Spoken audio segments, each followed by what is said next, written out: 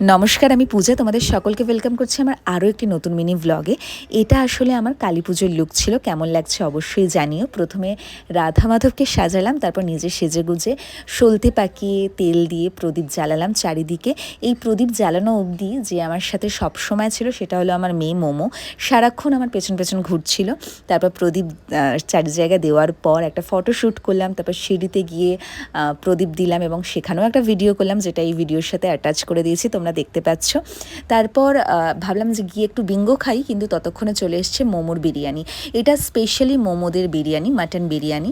তো এটা চলে এসেছে। ওকে আমরা বাইরের খাবার একদম দিই না, কিন্তু কালী পুজো বলে ওকেও একটু ছাড় ভাবলাম যে ওকেও একটু দিই। তারপর চলে এসেছিলো মোমোর দুই বন্ধু, অনিশ এবং অনিশের দিদি, তাদের সাথে মোমো খেললো। তারপর ওদের বাড়ি থেকে এসেছিলো প্রসাদ, সেটা আমরা খেলাম। তারপর আমাদের খাবার চলে এসেছিলো। আমরা টেংরি কাবাব খেয়ে তারপর ছাদে গেলাম, একটু বাজি ফাটালাম। তারপর ওপর থেকে এত সুন্দর লাগছিল আমাদের আভাসনটা যে মনে হলো নিচে গিয়ে একবার দেখে আসি। নিচে গেলাম, তখনও পুজোর প্রস্তুতি চলছে, তখনও পুজো শুরু হয়নি।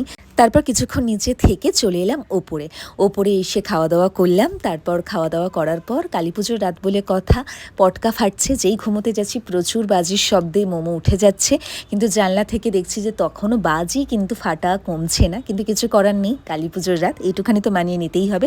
পুজোটা ভীষণ ভালো কাটলো। সকলে ভালো থেকো, টাটা।